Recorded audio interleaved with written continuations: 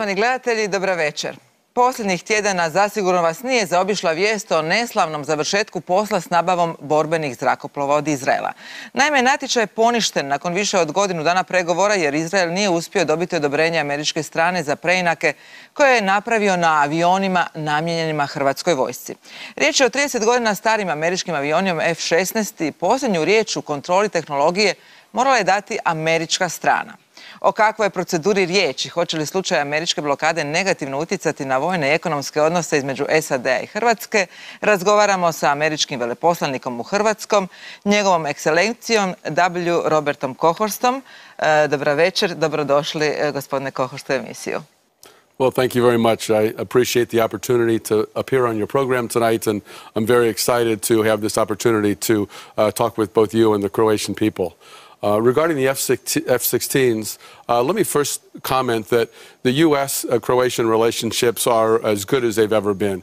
We are strong allies on both sides, and we may have differences over some small issues, but it doesn't affect our fundamental relationships. We also are great allies with Israel, both of our countries, so any setbacks involved in this transaction won't affect our fundamental relationships. In terms of the F-16s, the U.S. government all along had certain conditions that were required in order to approve the transfer. Those conditions were ultimately submitted to our Congress, and Congress did approve the transfer of the aircraft from Israel to Croatia. Unfortunately, some of the conditions of that transfer weren't acceptable to the Israeli government, and so the transaction was not able to be completed. Je li riječ o zapravo troškovniku koji bi bio za preinaku, s obzirom da ta preinaka nije po NATO standardima, kontrolu i tehnologije trebala napraviti američka strana. Je li tu došlo do prijepora?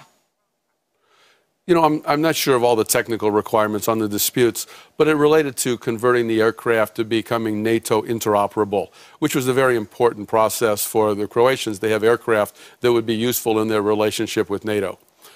And so that was a process that needed to be completed, and unfortunately, the two sides weren't able to agree upon how that work was going to be done.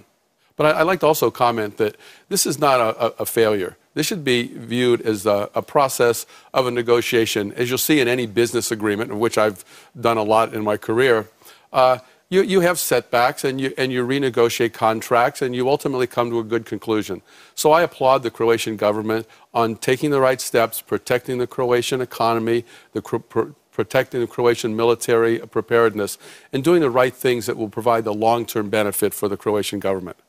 Dakle, što će se sad događati u budućnosti? Slijedi novi natječaj, je li SAD i dalje zainteresiran da prati taj natječaj, eventualno da sam sudjeluje u tome? Yeah, what the U.S. is doing right now is we're standing by, waiting to be supportive of the Croatian government's desires on what they would like to do. We'll certainly be prepared to provide another proposal if asked. We're also more than willing to assist in other proposals that might be made by other countries. So right now we're waiting for the Croatian government to decide what their next steps are, and we'll be more than happy to support the government in their procedures. Da li je SAD zainteresiran da sudjeluje na nekom novom budućem natječaju sa svojom opremom? You know, I suspect that the U.S. will make a proposal. I don't know. This is not a U.S. government proposal. It would be one made for new F-16s by Lockheed Martin. And, you know, it'll be up to them to decide whether or not they can provide a competitive bid. SAD je već godinama prisutan u Hrvatskoj putem raznih potpora u raznim sferama. Ostanimo za sad na vojnoj suradnji. Koja je vrijednost do sada isporučene vojne opreme, odnosno treninga kojima je američka strana podržala hrvatsku vojsku? Možete li govoriti u brojkama što su do sad rezultati? Sure, I can give you some general numbers, but first let me talk about the relationship, because any military cooperation is not just about equipment, it's about people relationships. And we provide a lot of training for the Croatian military at our various war colleges in the United States, and we're very proud that the Croatians have been very successful in that training. On the equipment side, we've provided 16 Kiowa Warrior helicopters. We provided 132 MRAP mine-resistant trucks to the Croatian government. We provided last year a $1 million donation for a mobile kitchen to allow the Croatian troops to be deployed overseas. We've recently made an investment of over $50 million providing 2 Black Hawk helicopters that are currently being built for Croatia. And over the last 5 to 10 years, we provided more than $500 million worth of military assistance to the Croatian government. And on the other side of it, because it's not just one way, we get a great partner for all those investments. And Croatia has stepped up in operations with NATO, with the United Nations, and has really been a good partner in seeking peace around the world. Danas ste naš gost i povodom zapravo prve godišnjice svog mandata u Hrvatskoj. Hrvatska je vaš prvi diplomatski zadatak. Međutim, imali ste odmah prilično dinamičnu godinu. Evo, sve ove priče o kojima sad razgovaramo. Kako to da ste došli baš u Hrvatsku? Well, first of all, I'm very excited to have spent a year in Croatia as the U.S. ambassador. There's nothing else I would like to be doing at this point in my life than representing my country in such an interesting place as Croatia. So it's been a very fulfilling and exciting year. And I came here because after President Trump was elected, I had been a supporter of the Republican Party, and I volunteered to work in the government. I decided it was my time in life to give back to my country, and I wanted to do something for America. And I asked the White House if there was something I could do, and they asked me if I would like to be an ambassador somewhere. And I had just been on vacation in Croatia with my wife and some friends, and I thought that was a really beautiful country with nice people, great food, and some interesting issues that I thought I could work on and make a difference. So I asked the White House if I could come to Croatia, and apparently they thought I was a good fit for this country, and I'm very excited that I got the opportunity to come here. U ovih godinu dana ostvarili ste mnoge kontakte i jako ste zapravo lijepo primljeni u Hrvatskoj. Razgovarali smo s nekim vašim prijateljima i suradnicima. Evo što su oni podijelili s nama.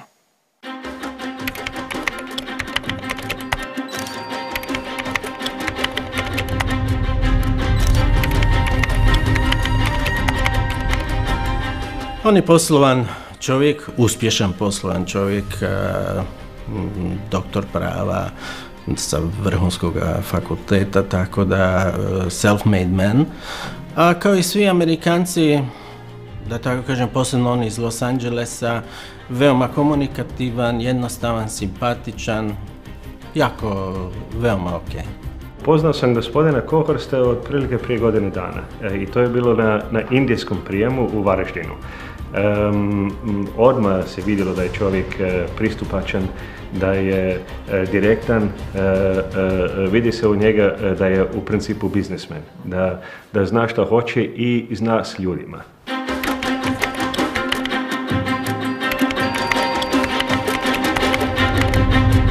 I like, for example, his outreaching to people, no matter the walk of life they're from, or no matter the standard, even from different standards of society, living and culture. It's a very soft-spoken, sometimes low-key, but never, always substantive. Bob je jako otvoren, jako neposredan, lako uspostavlja komunikaciju s ljudima, vrlo prijateljski nastrojen. Savršeno je jasno da ćemo i nakon što on ne bude veleposlanik u Hrvatskoj zadržati komunikaciju, jer jednostavno takve poruke on odašilje i u komunikaciji sa svima s kojima dođe u kontakt, koliko čujem. Meni je jako bilo drago čut da je prije nego što je došao u Hrvatsku izdvojio značajno vrijeme naći se sa hrvatskom dijasporom u Kaliforniji.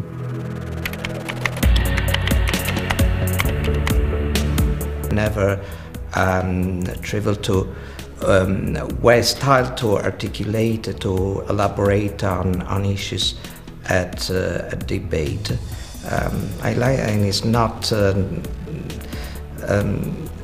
I would say it's a very humble person, but in a very, very positive way. He's never stuck up, never over the top, always very balanced.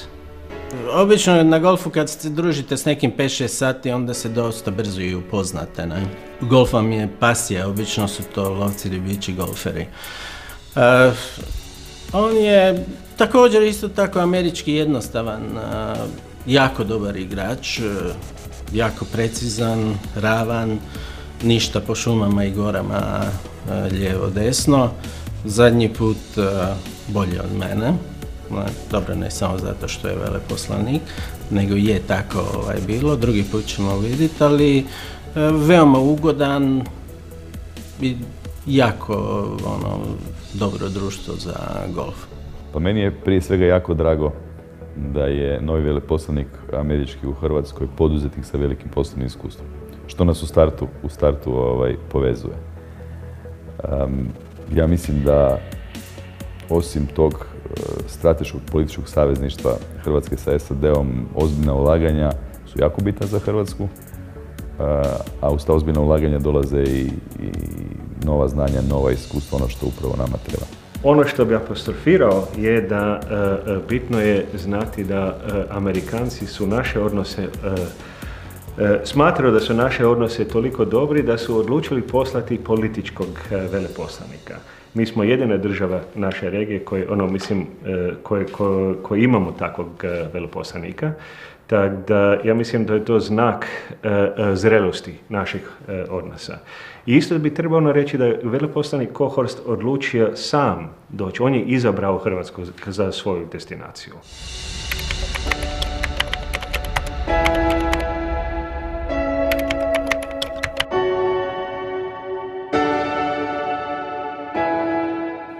Evo, gospodine Kohorst, naši sugovornici su dakle, redom bili oduševljeni druženje s vama, gospodin Milošević, gospodin Filipović, talijanski ambasador. To su sve vrlo zanimljivi ljudi. Well, you know, we've made some really good contacts and friends here in the past year in Croatia, and I'm really appreciative of people making some nice comments. It's been my pleasure to work with a variety of people inside of Croatia, both the government and business and education, and I hope over the next few years I can continue to have continued good relationships with a variety of people.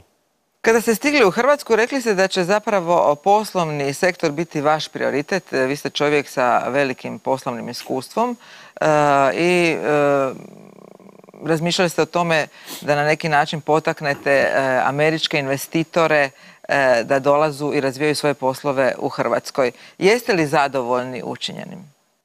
No, actually I'm not satisfied with the results. I'm glad that we're starting the process. It takes a while to understand what needs to be done and then to implement it. But it is a high priority in our embassy now to start implementing the program. And the biggest thing we can do is bring Croatian opportunities to America. America has a lot of capital to invest. We're looking for good places to put our capital. Croatia is a country that has good resources, educated people, and real opportunities for American businesses. What we need to do is get those opportunities to America so Americans can come here. Kada razgovarate sa potencijalnim investitorima ili američkim poslovnim ljudima koji su se možda okušali ili interesirali za investiranje u Hrvatskoj, što vam kažu? Što je problem? Zašto nisu ostali?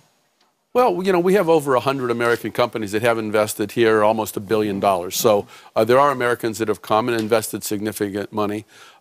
The biggest problems are that there is a legacy of a bureaucracy that's a little more complicated than it needs to be. The tax system here needs to be reformed to be simpler. Real estate title issues need to be resolved faster.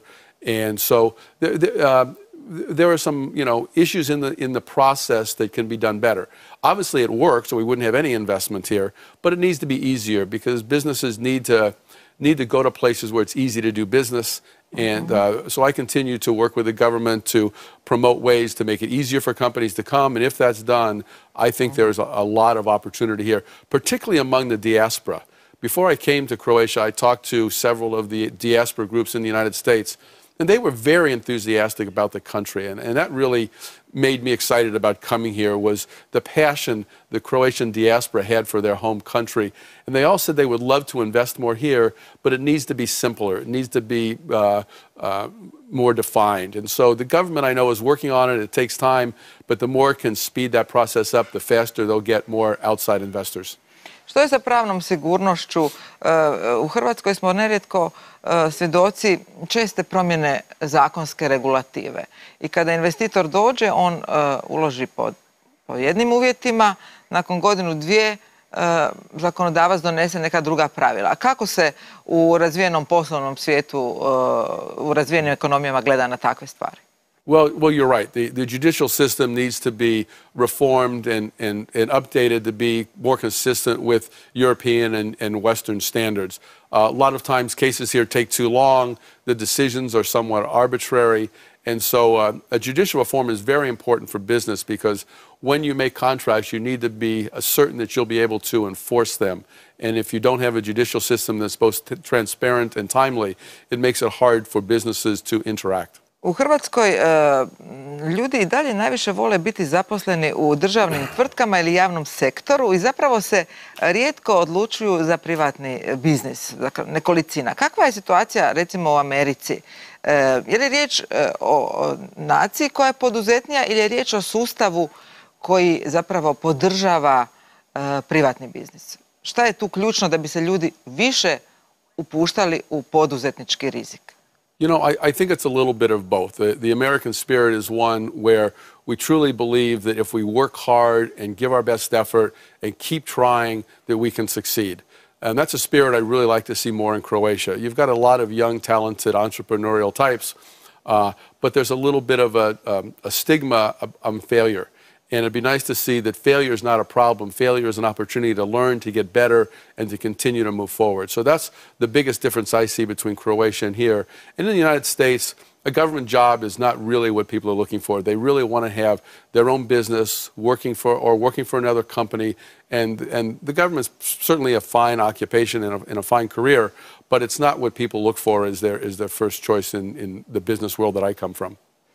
Interesantno je da u Americi poduzetnici koji su uspjeli nekoliko puta su bili i propali, pa su zapravo stalno iznova pokušavali. U Hrvatskoj je to na neki način stigma. Kada jedanput poduzetnik propadne, zapravo vrlo često su mu zatvorena vrata i sustav, pa čak i okolina ga ne podržava na pravi način. Što bi trebalo napraviti u tom smislu? Well, it's unfortunate that the system closes because every entrepreneur in the world has failed many times. I mean, I've had a number of failures in businesses, and what I did each time was I learned from the failure and I did better next time. It's hard to accept failure. It's hard to acknowledge that you made a mistake, but every business does that. And if you can understand that a failure is an opportunity to learn and get better and modify your business plans, if you do it over and over enough times, hopefully eventually you'll succeed. And that's been my career. I've had 4 or 5 businesses that have failed badly, and each time I was smart enough to understand the failures, stop what I was doing wrong, learn from that, and move on to something that did work. Vi ste po struci pravnik, doktorirali ste pravo, ali ste i poduzetnik. U kojim konkretno poslovima ste bili? Kakvo je vaše poslovno iskustvo? Well, I practiced law for about 5 years after law school, and I thought that was a great learning experience, but I always wanted my own business. So I went to work initially for a large public company. I was about 33 years old at the time. And over the next 7 years, I became the number 3 executive in the company. It was a Fortune 1000 company, so it was a large business. And I walked into the owner one day and quit, and without knowing what I was going to do, because I just wanted to start my own business. And I started a company. I bought a golf club company and a Halloween costume company where we had 3,000 employees in the month of October and sold Halloween costumes. Those were moderately successful, but not very successful. From there, I started a Halloween costume company for animals, for dogs, called Petcetera. And that was not a success. It turns out that the market's too small to make it a real business. And from there, I went into the real estate business and a variety of product types, primarily apartment buildings today. And even in that process, in the real estate business, I had a mortgage company, which I ran for a while. We had 125 employees, and I shut it down because it wasn't profitable.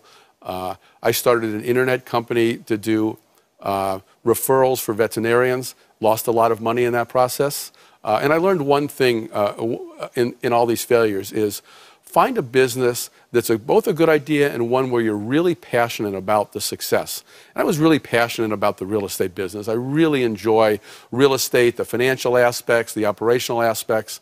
And so my greatest success in life have been where I felt a real passion and not where I focused on making money. Interesantna je priča da ste zapravo evo kao poduzetnik imali nekoliko biznisa, završavali ih, neki su završili dobro, neki su bili uspješni i zapravo to je ta američka priča da zapravo se čovjek nikada ne boji krenuti iznova. Što je ono što recimo Amerika ima u tom svom načinu razmišljanja i gledanja na posao, što je recimo u Europi malo drukčije, malo smo konzervativni na neki način. Amerikanci su možda u tom smislu poduzetničkom malo aktivniji, progresivniji. I think we are more progressive and embrace entrepreneurship more than many countries. I don't know where that spirit came from, but it's been in the United States for a very long time. And I think it's one of the things that makes our economy so much different and in some ways a lot better than other places around the world. Koliko recimo u Americi treba jednom poduzetniku da otvori tvrtku i na koji način recimo dobije izvore financiranja? Onako, pojednostavljeno. Ako je dobra ideja.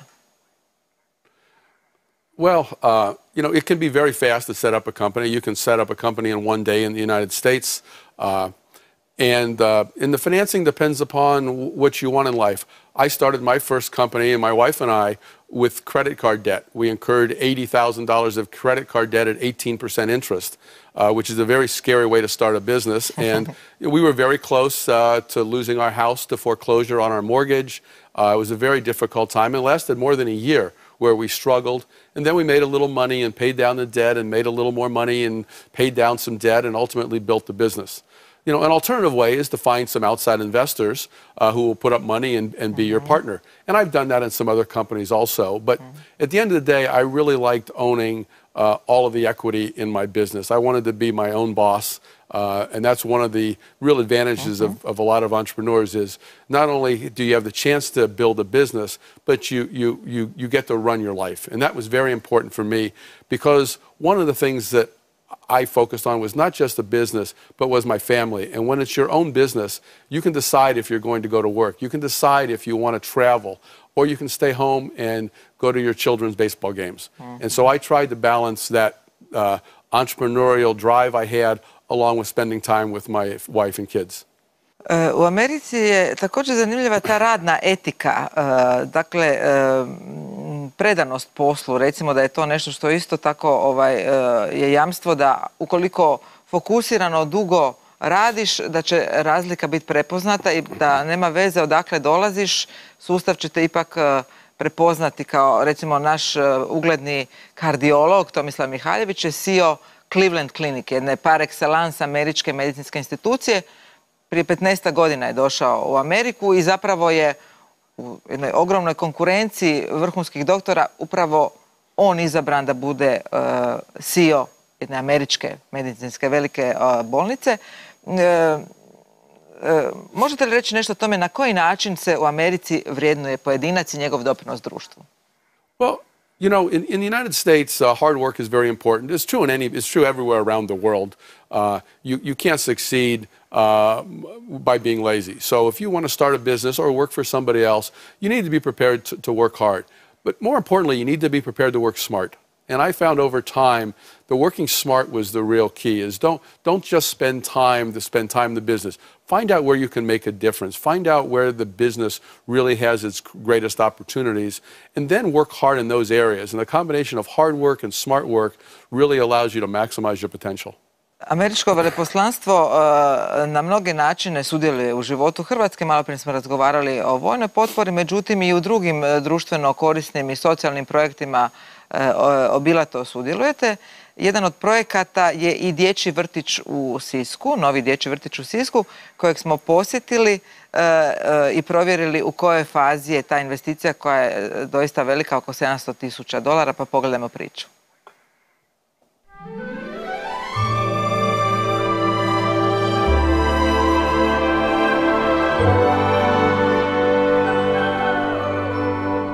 Sisak nije samo sa pločom koju nosi grad prijatelj djece, nego je to doista jedan grad u kojem je djetinjstvo lijepo i uljepšano.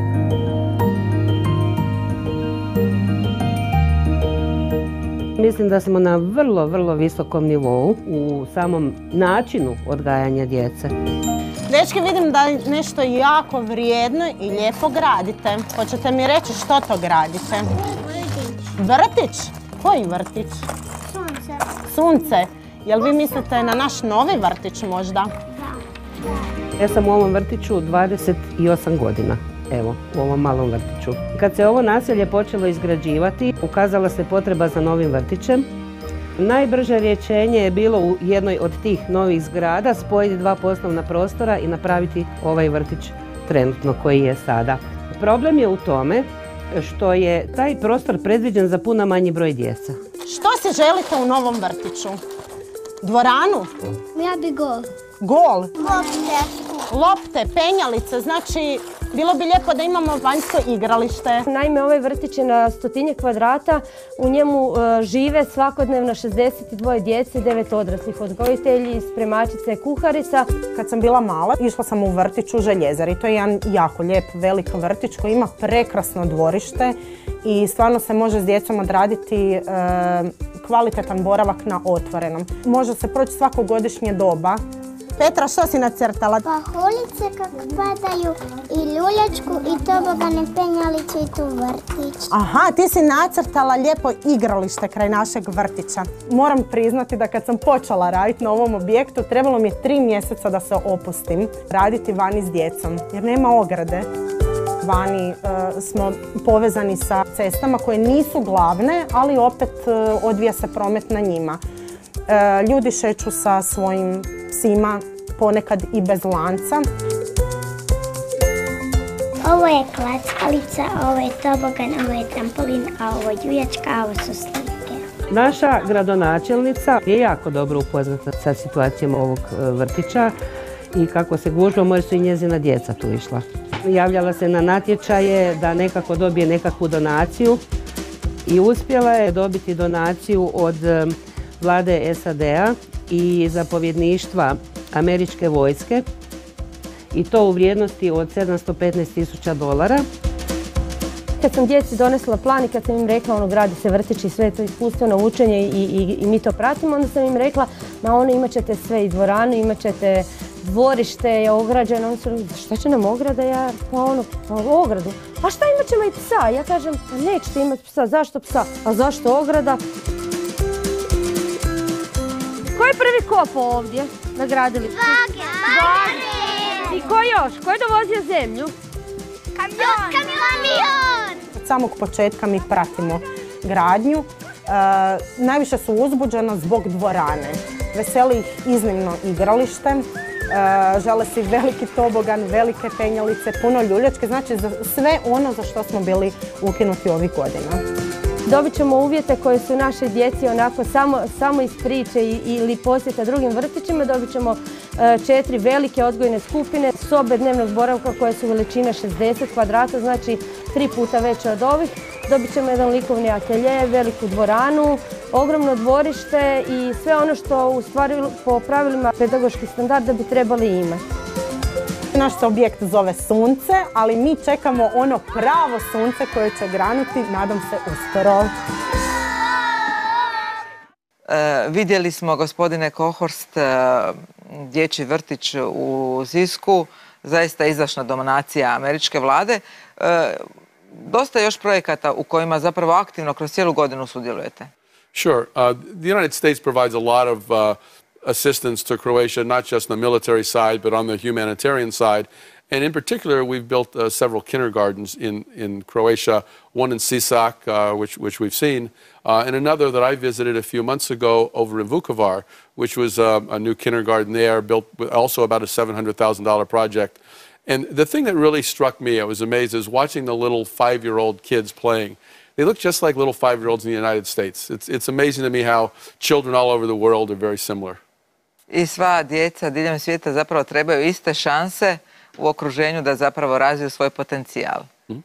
Sad kad ste spomenuli djecu, nedavno sam bila na otvaranju američke škole u Zagrebu, vi ste također bili na tom otvaranju. Zanimljiv je američki obrazovni sustav. On zapravo na neki način vrlo dobro priprema ljude za svijet biznisa. Možete li usporediti američki obrazovni sustav sa recimo evropskim? You know, let me comment about the American system because I'm not sure I can compare it to the European system because I don't know it that well. But the American system is about three different things. One is provide you a good technical education. Second is to teach you how to think. It's not so much that you need to know all the technical details, but if you can reason things and think, it broadens your horizon. And the third aspect of education is making the person a valuable member of society. Teaching them good values, teaching them hard work, teaching them a respect for others. And I think all three of those components are what makes the American educational system really extraordinary.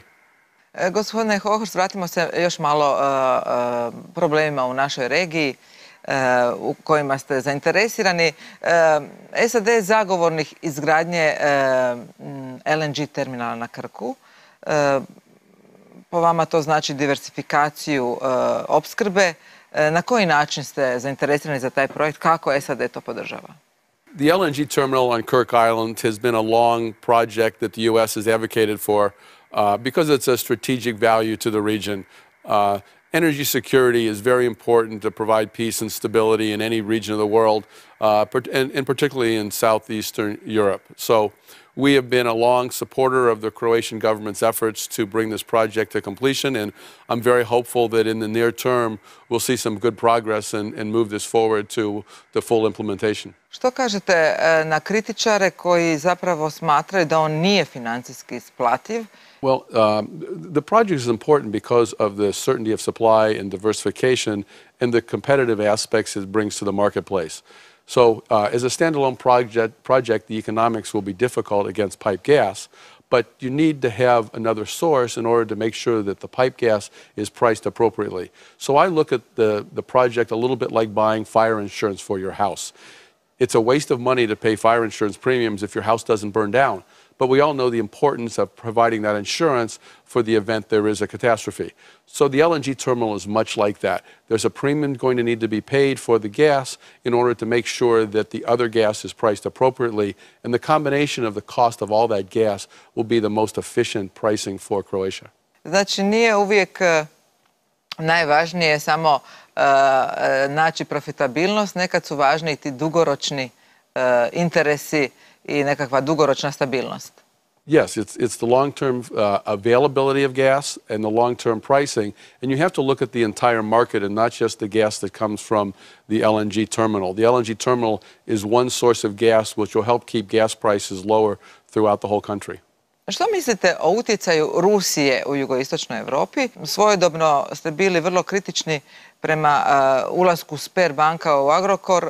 Međutim, oni su samo došli po novac koji su posudili Agrokoru, kao i američki investicijski fondovi po zaradu. Gdje počinje biznis, odnosno gdje završava biznis, a počinje politika? Well, Agrokor is a business that's very critical to the Croatian economy and one that needs to be managed well. And I'm very hopeful that in the reorganization and the process that the company will be run on a business-like basis and that eventually there'll be a broader base of ownership and it won't be used as a political weapon. And hopefully the Croatian government and other industry groups will pay attention to how the business is run, and we'll make sure that it's run in the best interest of both the shareholders and the Croatian economy as a whole, and not run for any political purposes. I u ovom slučaju se zapravo vidi kako se u široj regiji isprepliču na neki način interesi i Rusije i SAD-a, dok je SAD veliki zagovornik i Hrvatske i njenog ulaska u NATO, pa i integracije cijele regije u tom smislu. Rusija također ima svoje interese. Vidjeli smo nedavno, predsjednik Putin je bio u Beogradu u posjeti, dočekan kao vrlo, vrlo važan gost. Kako komentirate to preklapanje interesa, ako to mogu reći, u ovom dijelu svijeta? You know, I think the thing to focus on that's very important is what America brings to the table. our American values, our capitalistic system, our desire for peace around the world, which is achieved through a strong military. And I don't really view it as a competition with Russia. Russia's going to do what they want to do in their best interest, but I like to focus on how America can really provide value here in Croatia and around the world with our system of values. You know, Russia is a big country, and it's got a lot of influence in its region. And, you know, to the extent they do that in an appropriate way, I suspect the United States doesn't have any problem. What we do as a problem is when they step outside of the norms, such as occupying the Crimea, causing problems in Ukraine, and trying to destabilize a government in Montenegro. And so we really object to some of their activities around the world, their attempted influence in the U.S. electoral process. All of those are activities which are really unacceptable to the United States and I suspect much of the world. And so we're trying to counter those whenever we can. Kako vidite budućnost Europske unije? Vrlo je aktualno sada zapravo nakon što je Velika Britanija odlučila izaći iz Unije. Dakle, Brexit na neki način ne ide onako kako je zamišljeno. Što donosi Brexit? Kako vidite? Je li to za Ameriku dobra ili loša vijest? Izlazak Velike Britanije iz Unije. You know, the U.S. will manage the process either way. I don't think we're an advocate of the UK staying in the EU or exiting. That's really a national decision for the United Kingdom. We do view the EU as one of our strongest partners, if not our strongest partner in the world, and the UK is maybe our oldest partner. And so we hope that the process of Brexit goes well for both countries, and we want to be supportive of both sides of the transaction. If they stay in, we'll certainly welcome that relationship. If they split, I'm sure we'll develop good relationships with both parties. Kada je predsjednik Trump došao na čelo Amerike, njegova sintagma America First izazvala je zabrinutost svojevrsnu među evropskim partnerima. Je li ta politika dala očekivane rezultate i ima li razloga za strah sa ove strane Atlantika? You know, I think every country in the world takes their interests first. At least the president of every country should do that. And there's nothing wrong with that. What's wrong is that you view yourself in isolation. And while President Trump has said America first, he has not abandoned our relationships around the world. He's sought ways to strengthen them.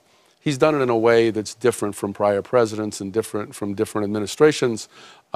But overall, the U.S. is committed to peace and prosperity around the world. And America first does not mean America only. And, you know, I'm fully confident that we will continue to provide our values and our leadership throughout the world. Najnoviji prijepori između SAD-a i Evropske unije nastali su zbog novog režima carina za evropske proizvode u Americi. Koji su ciljevi ovih američkih inicijativa i hoće li doći do nekog kompromisnog rješenja? Kako vidite, evo, tu recimo američku nakanu? Well, I think the tariff negotiations between the EU and the United States are something that's very important to be done. For too long, that relationship has been one-sided in favor of the EU. I mean, and so the United States wants to negotiate a tariff agreement between our two countries or two areas that's fair for both sides. President Trump has proposed that we go to zero tariffs on both sides. That shows you where we stand in terms of tariff wars. We're happy to do business without tariffs. The EU has, of course, rejected that. And so, you know, we're in the process of trying to negotiate a set of tariffs that recognize all of our interests. But for too long, the United States has been taken advantage of around the world economically, and as a country, we can't afford to do that going forward. Predsjednik Trump od samog početka je donio jedan novi stil vladanja, jedan poseban stil. Izazvao je i mnoge prijepore. Njegov odnos sa medijima je poprilično bio interesantan kroz godinu. Zaradio je i dosta kritika. To, recimo, svjetsku javnost i evropsku zabrinjava zbog toga što je Amerika uvijek bila perjanica što se tiče slobode medija. Kako to komentirate? Well, President Trump does have a unique style, and one that may work for him and not for others. I think at the end of the day, he's trying to achieve goals that are really important for the world. And I think that's where I'd like to see people focus on what is the substance of what the United States is doing, and not so much just style. Style comes and goes, but substance lasts a long time. So I think most of the things the U.S. is trying to do around the world will ultimately lead to very good results for all the parties. And but there will be a difficult transition as the media and government learns to adapt to President Trump's unique style. Osobno poznajete predsjednika Trumpa, dakle podržavali ste ga u kampanji, bili ste važan dio njegove kampanje. Što biste rekli, koje su njegove ključne osobine, vrline, slabosti? Well, he is very much a businessman. He looks at transactions as an opportunity for parties to compromise, and any good businessman knows the way to maximize success is to find ways for both sides to win. So I think he's very direct. He doesn't have a long-term political agenda. He's going to be president for 2 more years and then probably run for re-election, and so he may have another 4 years in office. But it's for him, he's trying to give back to the country in his own way. And so, I hope all Americans can support the president in his success, because the United States' success really leads to success around the world. Činjenica da je zaposlenost u Americi porasla za mandata predsjednika Trumpa. Kakvi su drugi ekonomski pokazatelji u ovih 1,5 do 2 dana? Well, Americans are at work in record numbers in the United States, and in addition, and what really is even a greater success, is incomes are rising, wages are going up. So when you've got full employment and rising wages, you have greater prosperity throughout the United States, and that's really one of the hallmarks of what President Trump has achieved, is prosperity in the United States. And prosperity in the United States tends to lead to prosperity in other countries, because we've got such a large economy. When we're successful, other places can be successful. Što se tiče biznisa, visine plaća i zaposlenosti, Hrvatska je nažalost dosta daleko. Živjeli ste u Kaliforniji, koja je jedna od najbogatijih država Amerike, ako ne i svijeta. Možete li usporediti recimo Hrvatsku i Kaliforniju? Mnogi su za nas znali govoriti da bi mi mogli biti Kalifornija Europe kada smo dobili svoju državu. Međutim, evo, prošlo je 27 godina, to je nažalost izostalo. Što je to što jednu zemlju čini prosperitetnom i bogatom? Što moramo još napraviti? Well, California has one great advantage that is hard to duplicate around the world, and that's its climate. I mean, the weather in California is beautiful much of the year, and it adds an enjoyment to life that really attracts some of the best people around. So we're able to attract good people because of the physical climate, and as those good people then build businesses, we're able to build a good economy in California. So, I think that will continue for a while. And it's a very exciting and dynamic place to live. And can Croatia become California? It's not about the climate. It's about the people. So if Croatia can encourage entrepreneurs, encourage an excitement, embrace what you have. You've got a beautiful coastline. You've got a coastline that's actually prettier than California. California has a long coastline, but it doesn't have the islands.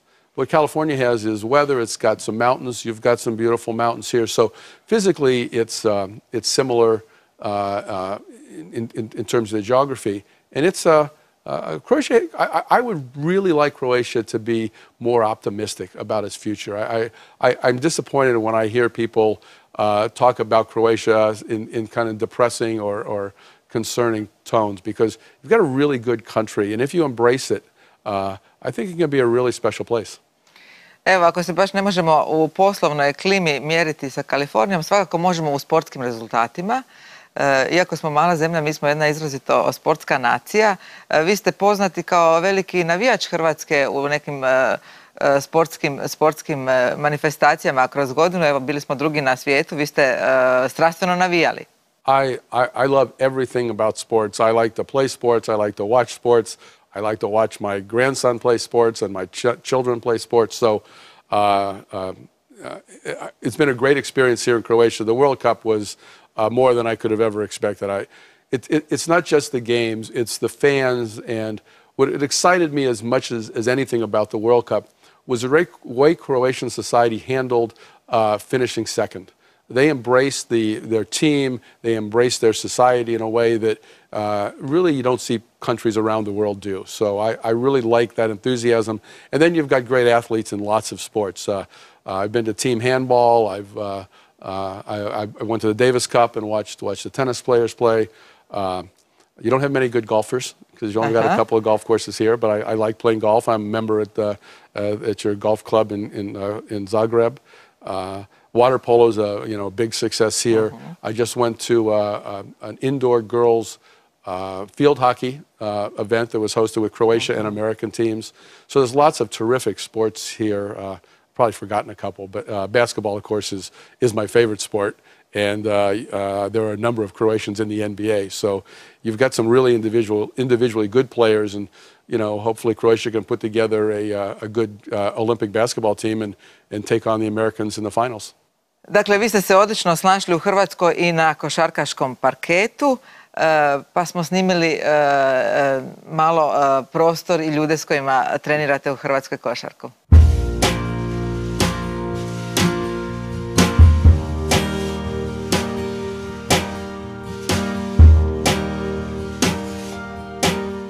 Bob i ja smo se upoznali na jednom događaju u Gradskoj skupštini grada Zagreba. Kako se ponekad zna dogoditi da grupa muškaraca počne razgovarati o športu, tako smo i mi počeli pričati o košarci. Bob se aktivno bavio košarkom i prati američku sveučilišnu košarku. A s obzirom na to da sam ja studirao i igrao košarku na američkom sveučilištu Fairleigh Dickinson University, vrlo brzo smo se dogovorili da razgovor o košarci preselimo u dvoranu Ekonomskog fakulteta Zagreb i da vidimo tko je bolji. Tko je najbolji? Hrvatska! Iako su neki članovi naše košarkaške ekipe i 30 godina mlađi od Boba, on se izvrsno uklopio. Često kažem kako se na košarkaškom terenu može vidjeti kakav je netko i van košarkaškog terena. Bob ima odličan šut, igra obranu, daje uvijek svoj maksimum, doda loptu suigračima koji su u boljoj poziciji, a ne libi se šutnuti tricu za pobjedu i pogoditi je. Prema tome, radi se o čovjeku koji vodi brigu o drugim ljudima, timski je igrač, lider, o čemu svjedoči njegova briljantna poslovna karijera kao i skladan obiteljski život. Potrebno je istaknuti da je veliki prijatelj Hrvatske i da o našoj domovini govori gotovo s jednakim žarom kao što govori o Americi. I možemo biti sretni da Amerika ima takvog ambasadora u Hrvatskoj. Evo, gospodine Kohorst, vidjeli smo, jako smo dobri u sportu, volimo sport, imamo vrhunske rezultate. Zašto te rezultate iz sporta ne možemo jednostavno premjestiti u sferu biznisa? Što nam je problem? I think there's really not a problem between sports and business. Business just takes time.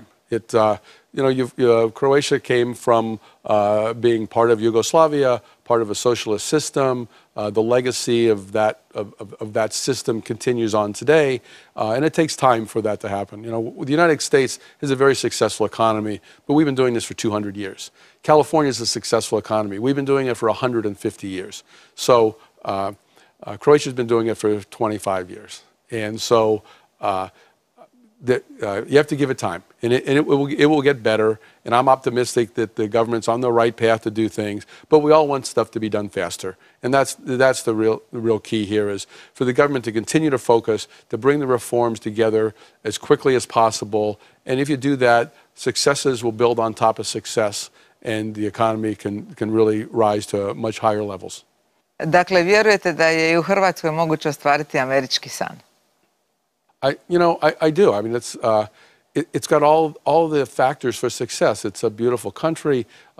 It's got people who have a good work ethic. They're educated population. It's in the heart of Europe. It's a member of the EU. It's got salaries that are competitive to attract businesses. So it's got factors that can allow for success. A lot of places don't have those factors.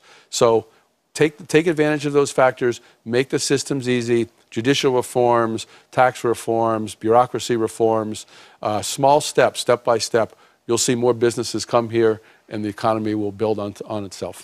Gospodine Kohorst, hvala vam na gostovanju u našoj emisiji. Hvala što ste bili gost Hrvatske televizije. No, thank you very much, Avala. Hvala. Poštovani gledatelji, bila je ova emisija. U svom filmu naš gost je bio W. Robert Kohorst, veleposlanik Sjedinjenih Američkih Država u Hrvatskoj. Budite s nama ponovno u utorak u isto vrijeme.